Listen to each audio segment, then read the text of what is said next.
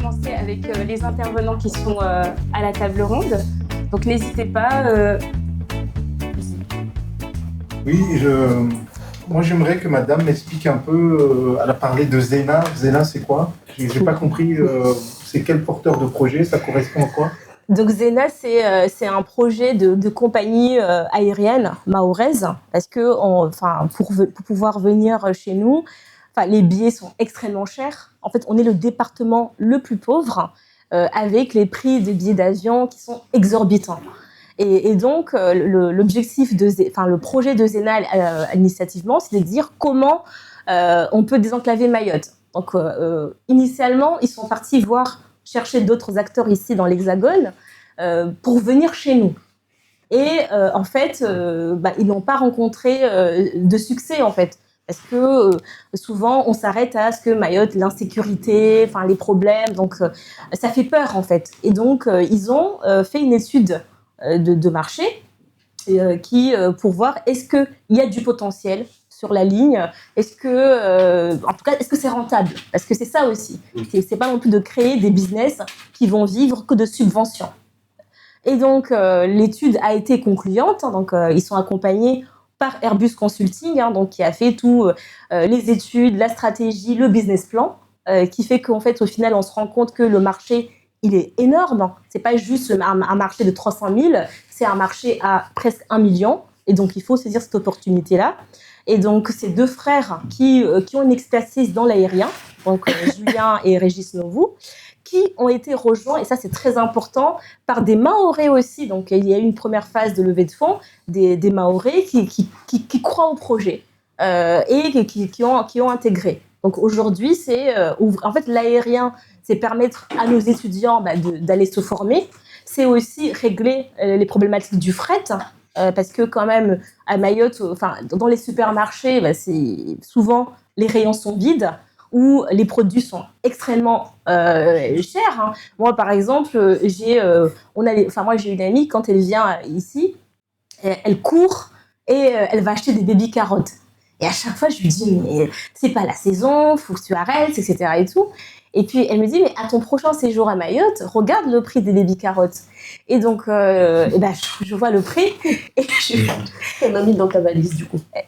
C'est ce que je fais, en fait. Moi, quand je vais à Mayotte, quand même, je rapporte des choses. Et ce qui n'est pas la même chose. Toute la même chose, ce qui n'est pas normal. Et donc, en fait, l'aérien, c'est ouvrir les secteurs du tourisme qui est à développer. C'est ouvrir tout ce qui est l'éducation, la santé aussi. Donc, en fait, c'est vraiment donner un poumon économique à notre territoire. Mais ça, il faut une piste longue, il faut un aéroport.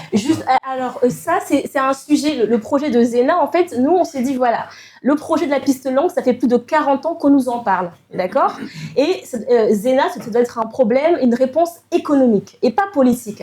Et si on se dit, il faut absolument que ça soit une piste longue, on va jamais lancer le projet. Donc, le business plan, le modèle économique de Zena, est fait que si c'est une piste longue, le projet est là. Si la piste n'est pas longue, le projet existe quand même. Donc, c'est ça. Et est-ce que vous y croyez, vous, les acteurs économiques, est-ce que vous y croyez à ce développement de l'aéroport, à l'allongement de la piste, ça paraît compliqué, mais la création d'un nouvel aéroport? C'est stratégique pour vous tous. C'est stratégique pour nous tous, mais c'est pas notre. Si nous on se place en disant il faut absolument est-ce que piste longue ou pas piste longue, nouvel aéroport ou pas nouvel aéroport, on va pas avancer. L'objectif de Zena, c'est avoir une compagnie mahoraise, donc surtout qui détient son certificat de transporteur aérien. C'est ça notre solution. On n'est pas, en fait, c'est transporter les Mahorais de Mayotte vers l'international, arriver ici pour aller conquérir le monde en fait. Les gens, ils veulent juste... en fait, plus de 80% de la demande, elle provient de Mayotte, que les gens veulent sortir.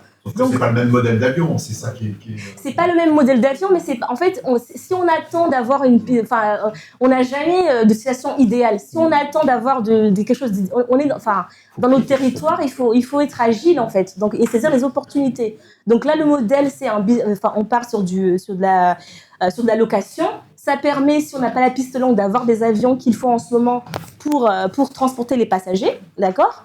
Et ensuite, si on est la question de l'aéroport est tranchée, on est vraiment, on sait que c'est bon. À ce moment-là, pourquoi pas dans une deuxième phase du développement de la compagnie passer sur de l'achat. Mais après, aujourd'hui, la plupart des compagnies, c'est leasing plus et un peu de possession d'avions.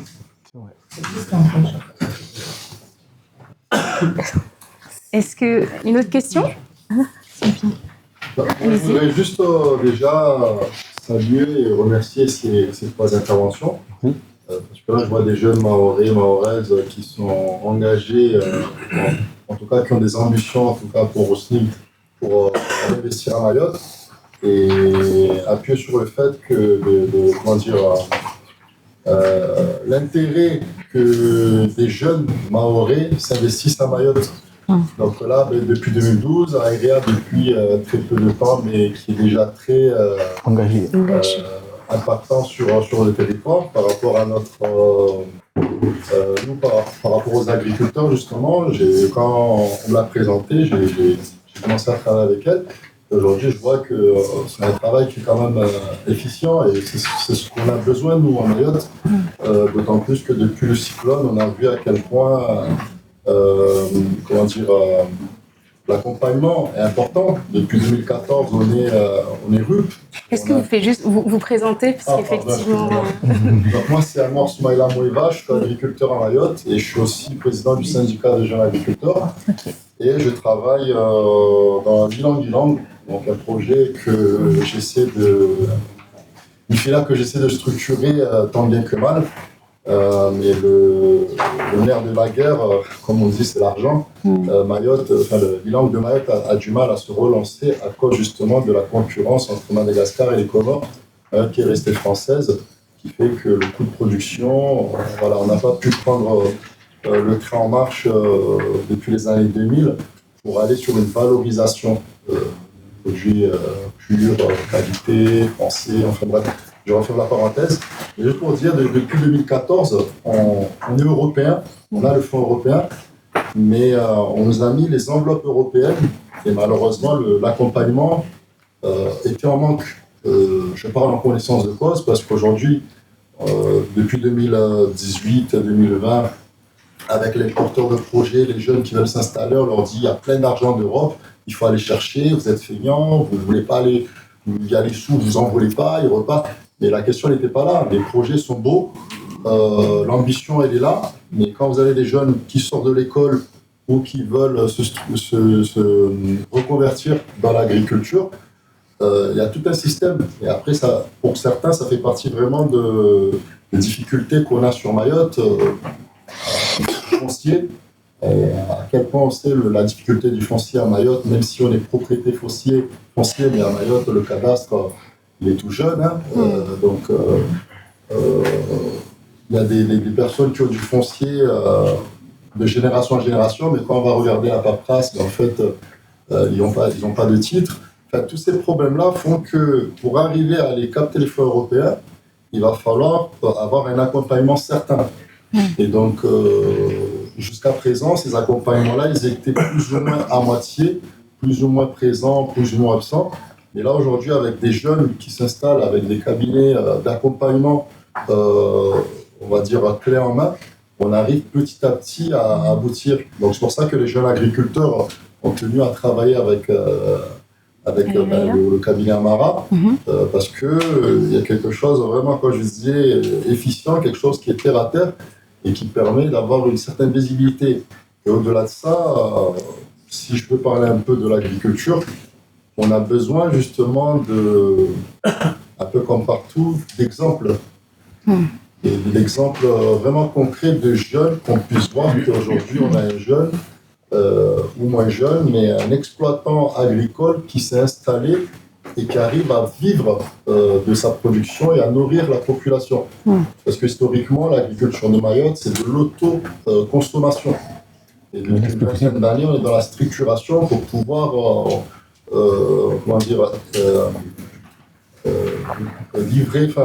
fournir les marchés. On en parlait tout à l'heure de fourniture de cantines scolaires. On parlait de restauration, qu'on a du mal à se nourrir parce qu'en fait, on est resté dans cette bulle. On fait le petit brochetti, tu passes, tu récupères. Et puis voilà, on est vraiment à... Mayotte s'est ouvert à la mondialisation, si je peux dire ça comme ça. Donc en fait, il va falloir se rattraper, et on peut absolument le faire, mais avec des jeunes de Mayotte qui ont cette conscience-là. Et il y a quelque chose qui m'a beaucoup plu dans l'intervention de Madame Youssouf, c'est qu'il n'y a pas eu de turnover. Le turnover, en fait, à Mayotte, c'est tellement important. Moi, en tant que président du syndicat, à 8 ans, j'ai changé tous les 6 mois. Les personnes changent. Et ça, c'est pas parce que je suis le manager ou quoi. C'est qu'il y a tellement de choses, en fait, qui font qu'il n'y a pas forcément... Moi, je considère qu'il faut avoir l'amour de l'île, en fait, de son pays. Je connais très bien la Réunion.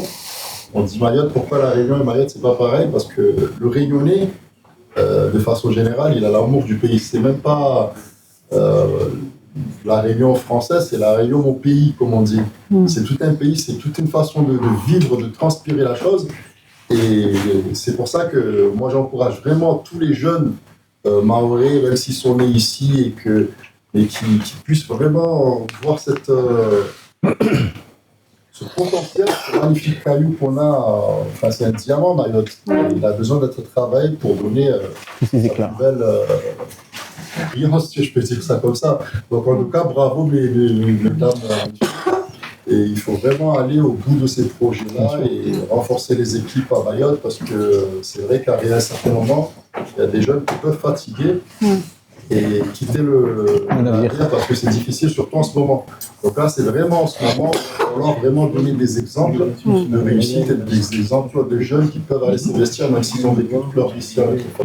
En tout cas, merci également pour votre témoignage. Vous auriez pu être autour de la table ronde. C'est très intéressant parce que là, on a vraiment du concret, donc un retour terrain et d'expérience. Et vous avez aussi une vision de ce que Mayotte attend aujourd'hui et de ce que les jeunes et les moins jeunes peuvent apporter au territoire. Donc, merci beaucoup pour ce témoignage. Pour finir, merci. Je suis né à Mayotte, mais j'ai quitté Mayotte, j'avais 5 ans. Voilà. J'ai passé 26 ans de ma vie, la moitié à La Réunion, la moitié en métropole. Et quand je suis rentré, j'ai vu la beauté et le potentiel qu'il y avait à Mayotte. Et malheureusement, beaucoup de difficultés, il ne faut pas les nier. Mais ça vaut le coup. C'est pour ça que je parle vraiment de l'amour de l'île. Il faut aimer son île et il faut... Et avec ça, on arrive à dépasser toutes les difficultés qu'on peut rencontrer. Je pense que si on est réunis aujourd'hui, c'est qu'on est amoureux de cette île. nous aimons notre île et d'autres aussi aiment notre île, mais vous avez raison.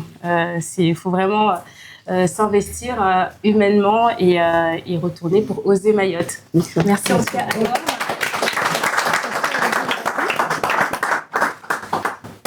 Oui, je voulais aussi vous apporter un témoignage. Alors, je vais décevoir M. Youssouf, il y a des vieux hexagonaux qui s'intéressent aussi. Vous visez pas, En fait,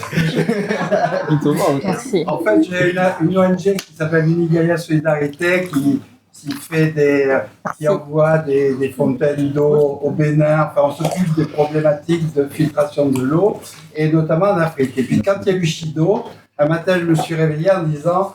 Chido, c'est la France, il faut faire quelque chose. Et donc, on a monté une opération qui s'appelait 1000 fontaines pour Mayotte. Et avant d'aller chercher des subventions, on a dit on va faire avec nos moyens, c'est-à-dire nos relations, et avec les Écomères de France et le syndicat des canalisateurs, sont ceux qui font tous les tuyaux et genre la SMAE à Mayotte. On a monté une opération, on a envoyé un premier conteneur de 500 fontaines et entièrement financé avec des fonds privés. Bon. Et puis, du coup, on est allé à Mayotte avec le vice-président des Écomères de France et là, on a découvert Mayotte, puisqu'on a eu très très peu de contacts. On avait un conteneur qui était parti, on n'avait même pas de transitaire pour le recevoir, on ne savait pas ce qu'on allait en faire, en réalité. Bon. En une semaine, on a fait vraiment la tournée de plein de personnes, y compris de Mlési Maoré, qui est devenu notre partenaire à Mayotte. Et du coup, on a développé 2 concepts. Le premier, c'est celui d'urgence pérenne. On s'est dit, en fait, à Mayotte, c'est un exemple de catastrophe, avec un problème majeur qui est celui de l'eau. parce que c'est quand même le problème, un des problèmes dont on a parlé tout à l'heure. Et on a inondé l'île de bouteilles plastiques, etc. Et puis voilà, qui coûtaient très cher. Et puis les gens, ils continuent à boire de la bouteille d'eau. Donc on s'est dit, entre le moment de l'urgence absolue, où on envoie des conteneurs d'eau, et le moment où tous les réseaux sont rétablis, ce qui peut prendre quelques temps, vu qu'avant Chido, ils n'étaient pas non plus au top, qu'est-ce qu'on fait? Voilà. Et nous, on essaie de trouver des solutions pour le qu'est-ce qu'on fait entre l'urgence pérenne et les situations dites normales, qui sont d'ailleurs universellement de moins en moins normales, y compris en Hexagone, où on a des tas d'endroits où maintenant on ne peut même plus boire l'eau du robinet. Et, voilà. Et donc, on a réfléchi et on a établi une stratégie consistant à mettre en place des structures mobiles dans des conteneurs, puisqu'il y a plein de conteneurs vides dans l'île. On a dit on va récupérer les conteneurs, on va les transformer en centres de production d'eau. Et ces unités, on pourra en mettre dans différentes parties de l'île, les interconnecter avec des moyens de communication et de captage pour vérifier la qualité de l'eau, pour être conforme à l'ARS, qui est un des gros promoteurs de l'île, vu que tout est impossible si on s'en réfère à l'ARS. Enfin, bref. Et on a créé une Igaïa Mayotte, donc très récemment. Donc nous sommes très récents. Hein. Les 500 fontaines, ça date d'octobre. Une Igaïa Mayotte, ça date de janvier. Et la connaissance de la délégation, ça date de 3 jours. Et donc, aujourd'hui, on a donc un projet qu'on présente au financement, d'ailleurs, Fondation de France, France 2030, j'ai parlé tout à l'heure de l'Interreg. Enfin bon, on est ouvert à toute forme de partenariat. Alors c'est là les 2 mots, de financement public, mais nous croyons beaucoup que aujourd'hui, on ne peut plus monter des opérations uniquement de solidarité avec des subventions et des fonds comme ça, parce que les fonds de solidarité sont en train de s'écrouler, notamment grâce à nos amis américains, et il faut donc trouver des modèles économiques derrière. Et c'est en ce sens que j'étais très intéressé à la fois par les interventions de M. Mariton et de la délégation, parce qu'il faut qu'on s'intègre d'une façon ou d'une autre sous ce dispositif. Mais aussi, on est à la recherche de jeunes Mahorais, notamment entrepreneurs, pour essayer de, je dirais, faire monter la marionnette, sachant que, tout en étant des vieux hexagonaux, mais on a aussi des jeunes hexagonaux, hein, on est tombé en amour de Mayotte. En tout cas, c'est une bonne chose pour nous. On a le responsable du pôle animation du GIP l'Europe Mayotte qui souhaiterait répondre. On va essayer de suivre. Merci beaucoup. Je voulais intervenir par rapport aux intervenants qui sont passés avant moi. Pour la problématique de l'eau, je voulais inviter la dernière personne qui vient d'intervenir à venir nous voir, parce que nous, on a déjà des fonds disponibles pour tout ce qui est fourniture d'eau destinée à la consommation humaine. Et on peut intervenir dans ce domaine. Et je voudrais lui dire aussi qu'en plus de l'intérêt, il y a un autre fonds de l'Union européenne. Je pense qu'à Madagascar aussi, ce fonds existe. Qui veut faire de la coopération. C'est l'instrument qui s'appelle NDC. C'est un instrument de voisinage, de coopération et de développement et de coopération internationale. C'est un instrument qui est un peu partout et à Madagascar, il doit y en avoir. Mais pour la partie interne à Mayotte, on a des domaines d'intervention dans ce domaine. Il peut venir nous voir et voir ensemble comment on peut financer son projet par rapport à l'eau. Et par rapport aux autres intervenants, il y a une personne qui intervient dans la formation. On a aussi pour le Fonds social européen, pour tout ce qui est bon. On a presque 106 millions d'euros dans le domaine de l'inclusion, de l'insertion et de la formation. Et on peut aussi voir si son projet est éligible à nos dispositifs. Et aussi pour la personne qui est dans la formation, dans la restauration, on intervient aussi dans la qualité, hygiène et sécurité dans l'entreprise. Il faut qu'ils viennent nous voir, tout simplement, où on peut voir ensemble les projets et voir ce qui sont ensemble par l'Union européenne. Et par ailleurs, on oriente les porteurs de projets vers d'autres dispositifs de financement. On est toujours ouvert, on est preneur. Merci. Merci. Merci à vous. De l'envie à l'action. Action, réaction. Allez-y. Oui, bonjour à tous. Donc, je suis Sébastien Chanel, je dirige une société qui fait de la construction modulaire et de la rénovation de containers en métropole. Avec des vocations de faire du logement. On a d'ailleurs travaillé en 2014 à Mayotte pour le BSMA pour faire tous leurs restaurants et toutes leurs cantines. Et avec un mauvais esprit, on a vu qu'au passage de Chido, il n'y avait que le bâtiment qui était resté là-bas. Donc, c'était pas un aussi mauvais signe que ça. Ça avait été à l'époque très difficile de travailler. On avait fabriqué en métropole, dans le Grand Est, mais on avait tout envoyé là-bas. Il se trouve qu'on forme, via une association qui représente Eric à ma droite, on forme aujourd'hui dans mon entreprise, mais via son association, notamment un certain nombre de Mahorais à la construction modulaire. La construction modulaire, vous ne connaissez peut-être pas, mais l'idée c'est de préfabriquer le bâtiment et de donner une nouvelle efficacité, une productivité à la façon dont on va construire. Nous, on est parti du principe, quand il y a eu, et donc toute l'industrie, quand il y a eu Chido, tout le monde s'est dit, oh là là, on va envoyer des constructions modulaires à Mayotte, etc. Nous, on a eu une réflexion un petit peu différente, on s'est dit, il faut une réappropriation.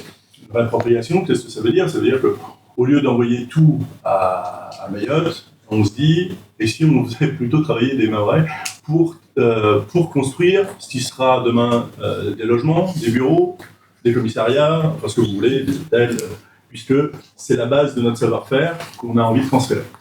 Et avec Eric, donc présente, qui aujourd'hui, on a déjà formé une vingtaine, trentaine, en tout 50 apprenants, dont 16 Mahorais. Ok, donc on a formé des Mahorais. En partenariat avec, pour préciser aussi, avec le RSMA.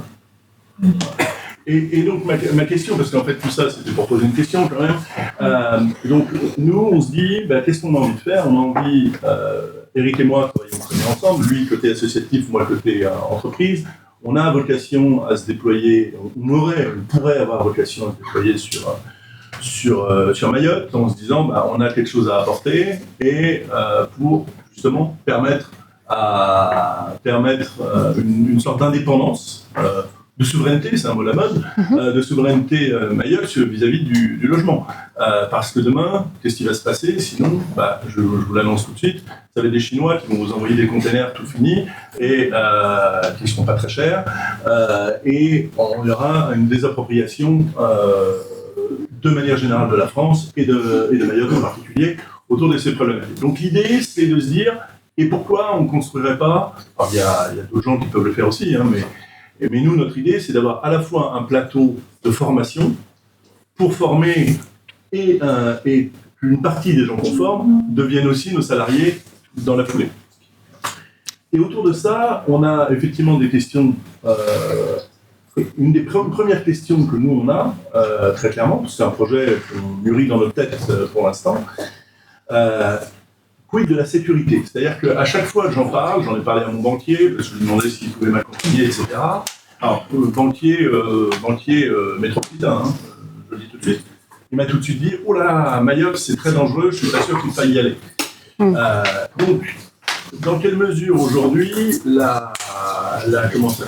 les conditions de sécurité au pays, et moi je le dis, moi je suis venu qu'une seule fois à Mayotte, et c'était en 2014, donc je ne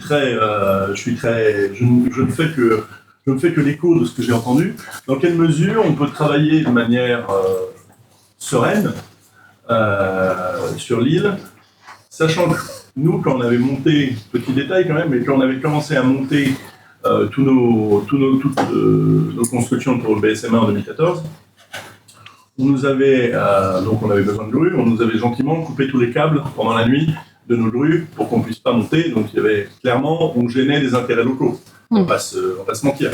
Bon, à l'époque, on fabriquait en France, métropolitaine.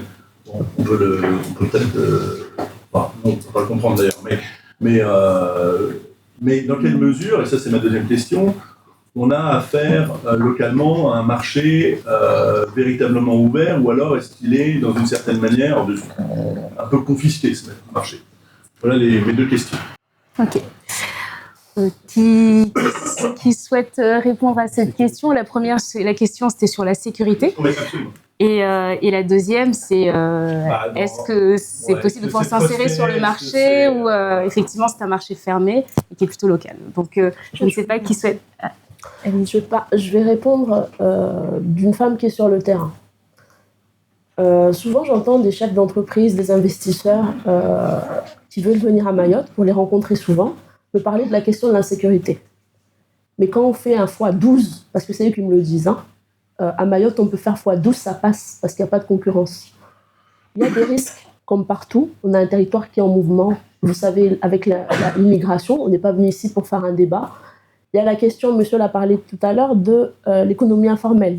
Parce qu'on parle de l'immigration, il faut aussi voir la réalité en face. Moi, je dis souvent aux Mahorais, est-ce qu'on est prêt à se dire qu'aujourd'hui, l'immigration est un problème? Si oui, est-ce que tu es prêt à le dire que ça en est un chez toi? C'est une réalité. Donc, l'insécurité, elle a des conséquences, mais là aussi, il y a aussi tout un réseau derrière qui fait que cette insécurité-là est là. J'ai compris le domaine dans lequel vous êtes, mais je ne suis pas... on ne va pas parler des modulaires parce que c'est un sujet qui m'irrite assez, donc je ne vais pas en parler là en public.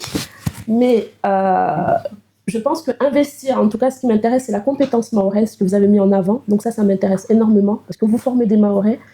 Donc ça, c'est très important pour nous. Ça en vaut la peine dans le sens où on n'est pas non plus... on n'est pas en Haïti. Il faut démystifier le banquier qui a dit tout à l'heure « Ouh là là là là là là, Mayotte ». Je vous assure qu'on peut faire la plongée, on peut se promener, on peut y vivre. D'une certaine manière, voilà, je vous recommande pas à 3 heures du matin de faire de la marche. Faut être lucide, mais on peut faire du business de manière safe, ça il faut le dire, tout en ayant les pieds sur terre, en se disant c'est avec des Mahorais. Pourquoi? Tout à l'heure, vous avez dit quelque chose de très important. Même si vous investissez là-bas, il y en a beaucoup qui veulent pas y vivre. C'est une réalité. Beaucoup de chefs d'entreprise veulent prendre du cash et s'en aller. Moi, je les vois les week-ends quand ils viennent le vendredi jusqu'à mardi prendre, facturer, contrôler et partir. Mais il faut aussi se dire que si vous avez un général ou un adjoint ou un DGA, vous formez un Mahorais et vous lui faites confiance et vous partagez ce gâteau-là avec les Mahorais, vous allez pérenniser votre business. Aucun Mahorais n'aura d'intérêt à faire mourir votre business si vous partagez le gâteau. Je le dis, c'est une réalité. Donc, quand vous avez un salaire où, à La Réunion ou ailleurs, ils sont payés 4 500, mais quand on vient à Mayotte, on propose 1 800, bien sûr que dès qu'on peut, on va vous la faire à l'envers. C'est une réalité. Bien sûr. On va aller à la concurrence, on va vous la faire à l'envers, on va vous voler des trucs. Pourquoi? Parce qu'on sait ce que vous facturez. Vous faites des fois 12 et vous ne voulez pas nous donner 3%. Donc, non, on partage, votre business sera safe. Vous ne voulez pas y vivre, il faut faire avec nous. C'est une réalité. Donc, on peut y vivre. On peut faire du business, je vous rassure, mais il y a des conditions à mettre autour. Donc voilà un peu ce que je peux apporter. C'est peut-être pas ce que vous voulez entendre comme réponse, je suis désolée. Mais je préfère dire les choses telles qu'elles sont, parce que je vois beaucoup de chefs d'entreprise réunionnais, hexagonales, je ne dis pas la France, monsieur le directeur, qui sont là et disent « Ah, mais moi, dès que je ne suis pas là-bas, mon business il coule, les Mahorais ne sont pas sérieux, les Mahorais nous volent, les Mahorais non ». Vous faites 500 000 €, vous facturez par mois 400 000 €. Votre directeur général que vous avez laissé là-bas, qui a votre trésor entre les mains, qui voit tout, vous lui payez 2 300 €. Mais qui sait que vous venez facturer un week-end, vous êtes en business, vous êtes logé je ne sais pas où, vous venez 5 minutes au chantier pour voir si la commune de Mamoudzou et consorts ont payé. Vous croyez que lui, dans sa tête, il se dit, dès que je peux lui voler une vitre, je vais aller la vendre.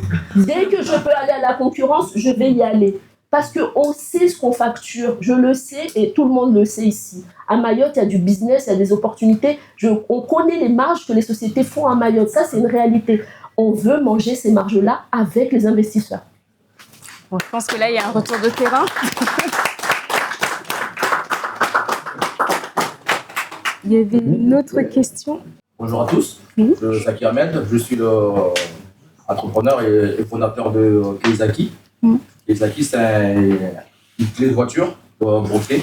D'accord. Brevetée, donc si je suis là, donc je souhaiterais rentrer à Mayotte, faire sur place, tout fabriquer sur place et apporter mon savoir-faire sur place. D'accord. Et ce clé de voiture, il est breveté et le but d'intégrer mon système à l'intérieur de la clé, rechercher via le smartphone, rechercher l'objet égaré. C'est un brevet qui est...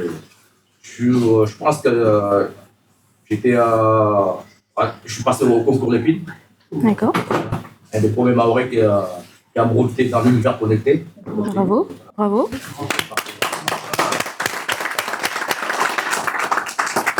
Et voici mon associé. Très bien, enchanté. Je voudrais compléter son histoire quand même un petit peu. Excusez-moi, Blanchard Tony, entrepreneur. Je gère un cabinet d'accompagnement spécialisé dans la structuration d'entreprise, mais avec comme objectif accompagner des projets à fort impact social. C'est la spécialisation. Et donc on a commencé à monter ce projet. On l'a même domicilié ici. Et quand on a entendu parler de Poser Mayotte, on s'est dit, stop, on va voir et on va voir. Ah. Voilà. Ben, donc, le projet, on est ici pour écouter, effectivement, pour parler de sécurité. Bon, comme vous l'avez bien dit, la sécurité, et franchement, ça parle quand vous dites qu'il faut payer les gens, les personnes à l'heure. Cela va de soi en fait, mais c'est pas toujours évident, c'est pas toujours appliqué partout, mais il faut le dire, comme vous l'avez dit, il faut l'annoncer, pour que ça soit aussi écouté, que ça soit entendu. Parce que c'est là aussi que voilà, le business, ça doit être, il va y avoir de l'équité dans le business. Donc nous, on a fait, donc, on va vous dire qu'on a fait le choix d'aller à Mayotte. Donc, et donc, dans combien de temps vous rentrez? Très bientôt. Ok. Bon, en tout cas, n'hésitez pas à aller échanger avec nos ambassadeurs et ambassadrices sur le terrain pour savoir comment s'installer. Ah, il y avait une question avant. Il est plus là, le monsieur? Si, il est là. Ah, si. Oui, je suis là. Oui, alors, je voudrais faire un témoignage pour faire l'éloge un peu de Mayotte, finalement. Moi, je suis le président d'une association qui s'appelle Innovation Citoyenne et Développement Durable, qui est basée ici dans le 16e, avec l'idée de voir qui sont les innovateurs à qui on n'a rien demandé, qui ont proposé des solutions simples, fiables, pas chères, compétitives, transférables et d'intérêt général. Le lien avec Mayotte, c'est que, comme le dit plusieurs intervenants, il faut réussir à s'adapter dans cet environnement, l'innover et apporter de l'innovation de l'extérieur.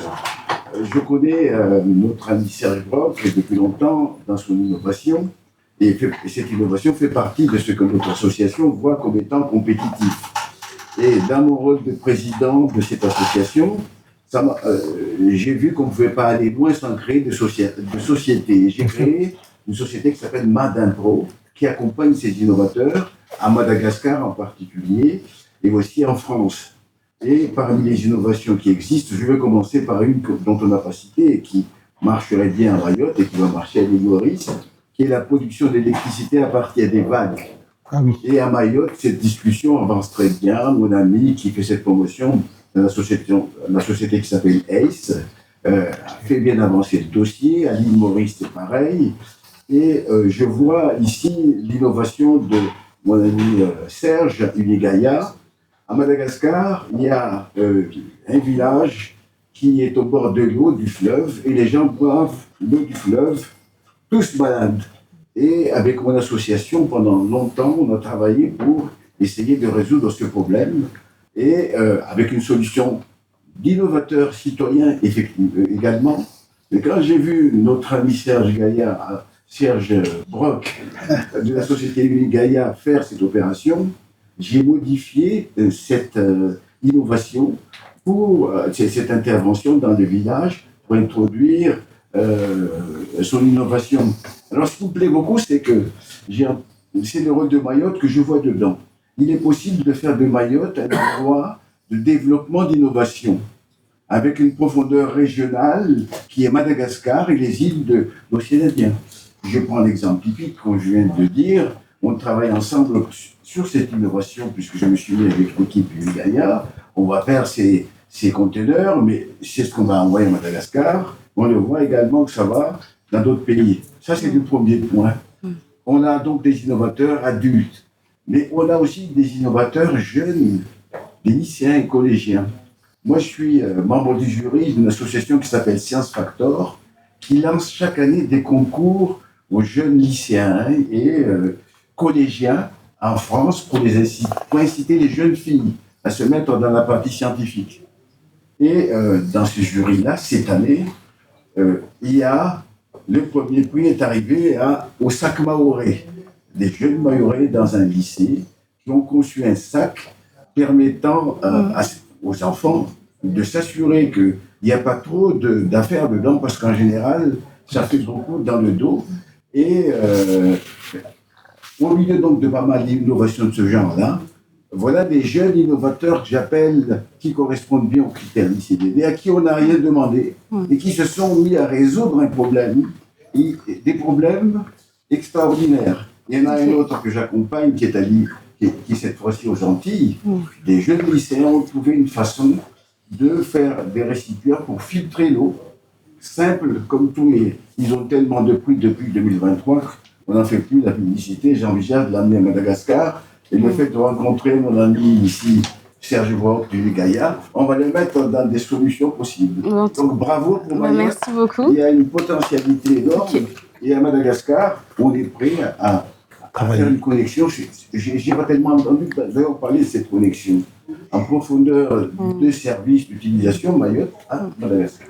Merci beaucoup. Je prendrai une ou deux questions, puisqu'effectivement, on arrive au terme de cette matinée, mais il y aura un cocktail déjeunatoire après, donc vous aurez l'occasion d'échanger, d'aller voir les intervenants. Donc, monsieur, je vous en prie, présentez-vous. Bonjour à tous. Kevin Le Cerf, je représente une société qui s'appelle Projexia et je suis dans l'immobilier et l'ingénierie depuis plus de 20 ans. Et tout d'abord, merci pour la qualité des discussions, c'était vraiment intéressant d'avoir aussi un discours de terrain et quelque chose de très concret et d'avoir aussi éludé certaines questions. Moi, j'ai une question sur l'assurabilité de l'île. En discutant avec beaucoup d'investisseurs, il y a le sujet de la sécurité qui vient. Ils sont très intéressés, mais il y a surtout la question de l'assurabilité, du risque en général, quelles que soient les activités. Et pour discuter avec des fonds infra ou des fonds immobiliers, il y a énormément de potentiel. Et je voulais avoir votre vision de comment créer des verticales, on en parle depuis ce matin, comment créer des cercles vertueux effectivement à l'échelle locale et aussi à l'échelle métropolitaine, et même plus, mais comment on dérisque finalement les risques existants qui peuvent être infrastructures, techniques, climatiques. Je pense qu'il est important de parler d'économie circulaire.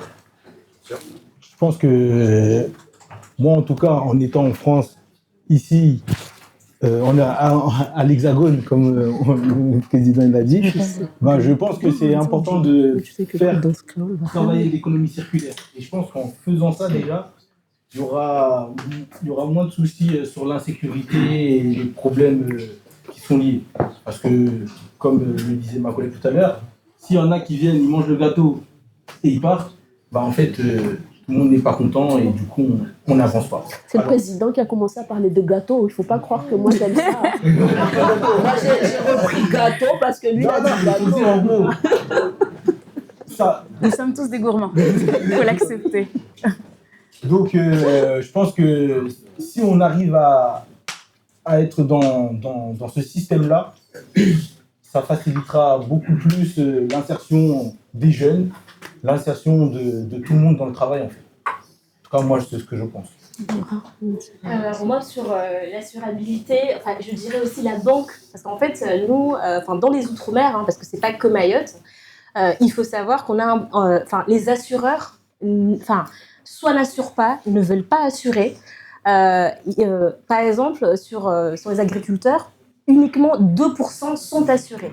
Ce n'est pas normal.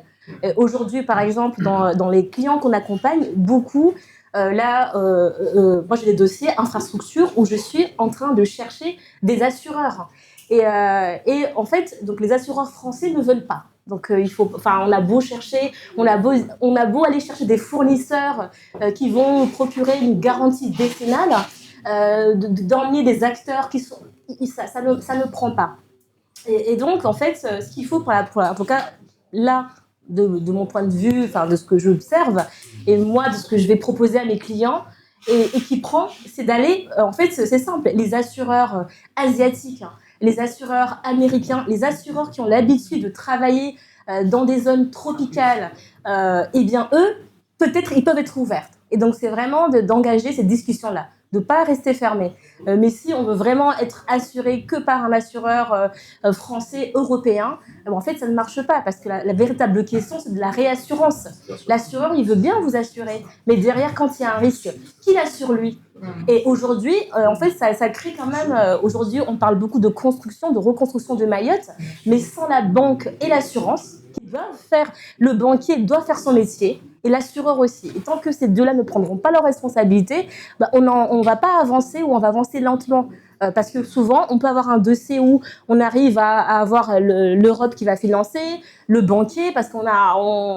Mais après, il vous dit, mais qui va vous assurer? Moi, si vous ne m'apportez pas l'assurance, je ne finance pas.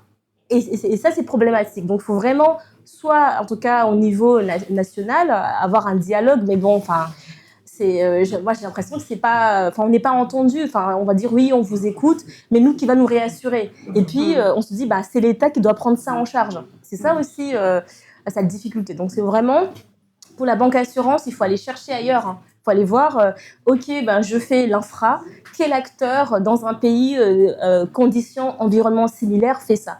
Et en général, ils vous répondent. Et après, bon, on est aussi, comme on est région ultra-périphérique, on est français, et donc il faut rentrer dans certaines cases. Donc après, il faut chercher, mais il faut pas rester cantonné au système français, parce que sinon, en fait, vous avancerez pas, vous n'aurez pas, vous ne serez pas assuré, en fait, tout simplement. Okay. Je ne sais pas si j'ai répondu à votre question. Je prends une dernière question. Ok. Je complète et je te laisse terminer après. Pour compléter le propos, la Fédération des entreprises d'outre-mer travaille déjà depuis quelques années, notamment en matière de construction, sur la normalisation de plusieurs matériaux de construction ou de techniques de construction. Mayotte a innové récemment en réouvrant le chemin vers la brique de terre crue, qui s'inscrit dans un processus qui est encore il y a quelques années artisanal et qui commence à s'industrialiser un peu pour produire en masse et qui est repris. Il y a la construction de bambou également. On parlait d'innovation, économie circulaire. Habitam fait aussi des choses assez incroyables à Mayotte, donc c'est aussi en progression sur la partie construction et assurance des produits ou en tout cas des procédés de construction. Ensuite, l'enjeu que vous avez posé, Eira a en partie répondu, sur le comportement des financeurs. On investit, on veut s'assurer effectivement qu'il y ait des garanties qui soient apportées sur l'investissement. La FEDOM a porté tout le long de l'année dernière avec les assureurs, et parce que la question effectivement Eira l'a soulevée, c'est la réassurance derrière, une garantie anti-émeute. L'État prendrait ses responsabilités lorsqu'il ne parvient pas à maintenir l'ordre public. Donc cette garantie anti-émeute a été inscrite au projet de loi de finances pour 2026. Reste à voir maintenant comment elle va se mettre en œuvre très concrètement. Et c'est l'objet d'une rencontre que nous aurons d'ailleurs bientôt avec la direction générale du projet. Et c'est en cours, maintenant il reste à voir comment concrètement ça va atterrir. Merci. Tu as dit en partie ce que je voulais compléter concernant le rôle de l'État à la partie assurance. Vous avez quand même leurs limites en fait. Parce que nous, les agriculteurs, on s'est beaucoup rapproché d'eux en discutant avec notamment la DGOM pour essayer de trouver des solutions concrètes. Et malheureusement, ils nous disent qu'ils n'ont pas vraiment la même mise pour contraindre les assureurs ou les banques en fait. C'est là-dessus, on est un peu... on se retrouve un peu tout seul, enfin c'est pas, et d'où le fait qu'elle parle d'aller voir ailleurs en fait, les Américains, les Chinois, parce que En France, ils nous ont montré qu'ils avaient quand même leurs limites. Donc, je ne sais pas, les discussions que vous aurez, si ça apportera quelque chose de positif. Mais nous, pour ce qu'on a sur les discussions qu'on a eues, c'est un peu décevant comme réponse, en fait. Je ne sais pas trop comment faire au niveau français. Après, il y a une réalité depuis Chido, il y a des remboursements qu'on attend toujours, des assureurs locaux. C'est une réalité qu'on vit et on parle de centaines de milliers d'euros de dossiers qui sont en souffrance. Donc, je me sens concernée parce que c'est un sujet qui est très sensible dans nos organisations. Mais cette question de responsabilité, elle est vraiment à mettre sur la table pour les personnes qui sont sommées avec sur les tables rondes pour apporter des sujets comme ça. Le banquier, oui, l'assureur, oui, mais surtout que les choses soient très claires dès le début. Souvent, on les rencontre, c'est pas faute de faire des rencontres. On passe notre temps à déjeuner, à manger, à faire on passe notre temps à convaincre. On sort de là avec un bout de solution. 2 secondes après, on nous dit hop, c'est retoqué à Paris, il faut recommencer, une loi est sortie, je sais pas quoi. Et en fait, c'est comme l'a dit Amara tout à l'heure, à chaque fois, en fait, on se retrouve face à soit j'avance, soit j'attends que ça se règle. Et ben, nous, on avance, malgré les retards de règlement d'assureurs. On avance, on trouve d'autres solutions, mais c'est vrai que c'est un vrai problème. Ça n'a pas apporté de solution, du coup. Merci beaucoup. J'ai pris des notes et j'essaie de faire un petit résumé. J'ai une petite question. Allez-y. Actuellement, c'est étudiant entrepreneur justement de mahorais. Et je vois à quel point c'est difficile déjà pour vous, acteurs mahorais, sur le terrain. Mais moi, par exemple, j'aimerais, à la fin de mon cursus, retourner à Mayotte. J'ai déjà fait un premier retour là en 2025. J'ai senti la difficulté, mais justement, comment ne pas lâcher malgré toutes ces difficultés-là et vous, comment vous y faites face directement en tant qu'entrepreneur, là déjà à l'heure actuelle, et se donner du courage malgré tout. Parce que par exemple, j'ai pas de mentor mahorais qui pourrait me dire vraiment. Moi, je sais que c'est ce qui me manque parce que j'ai pas cette vue sur le terrain là. Et si je pouvais être accompagnée ou des choses comme ça. Alors, si vous deviez revenir à Mayotte, si on doit vous donner quelques phrases pour tenir ou des conseils, 1, l'entourage. On sous-estime. On sous-estime énormément l'entourage. Et 2, des cerveaux curieux de vous apporter quelque chose. C'est très important.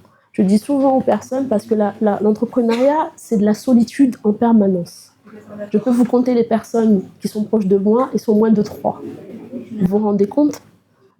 Donc c'est un chemin de croix, mais si l'entourage joue le jeu, si vous n'avez ne serait-ce qu'une personne qui croit en vous, en plus de vous, déjà vous faites des miracles. Donc vous avez parlé de mentorat tout à l'heure. Ça, c'est une très bonne chose, c'est des choses à mettre en place. Je sais qu'il y a du mentorat à Mayotte pour des jeunes entrepreneurs à Mayotte, mais je ne pense pas qu'il y ait des dispositifs au niveau de l'hexagonal pour des jeunes qui souhaiteraient rentrer. Moi, je suis preneuse de pouvoir donner quelques minutes, quelques heures, en tout cas parler avec vous. Je suis souvent en Paris, mais je pense que c'est important, l'entourage, de 1, avoir une idée claire. Je vais vous donner un exemple. Moi, très tôt, j'avais rien. Je mangeais du steak à midi, j'avais rien. Vous savez, il y a des boîtes de conserve de thon, là, écrits je sais pas quoi, qui sont hyper bons avec des pommes de terre dedans. C'était mon repas c'était mon repas préféré, pour vous dire. Mais il y a une chose que j'avais en tête.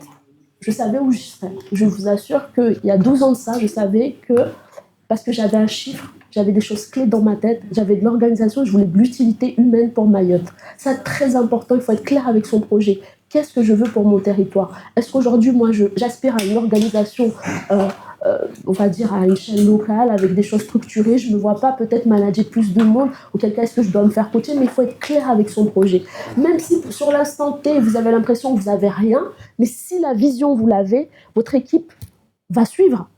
Parce que moi, quand je rentre dans une salle avec mes équipes, pour eux, je trouve des solutions. On peut être le 30 du mois, on a 500 000 euros dehors, personne n'est payé, ils sont tranquilles, ils se disent « Ah ben, demain on est payé, c'est son job. » Elle trouve des solutions.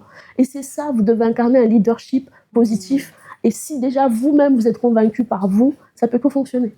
Donc je vais trouver les personnes qui vont m'accompagner par la suite. En tout cas, moi, je peux vous donner de mon temps déjà. Donc je ne sais pas si ça compte. Très bien. En tout cas, c'est toujours passionnant, je le répète encore, enfin, Elise, c'est toujours frustrant de devoir faire que 2 heures d'événement, mais c'était super. Merci aux intervenants, merci pour vos témoignages. Je vous invite à aller au cocktail déjeunatoire. N'hésitez pas à aller voir les intervenants, même à vous rencontrer entre vous, échanger des cartes de visite. Et en tout cas, je vous dis à tout de suite au cocktail.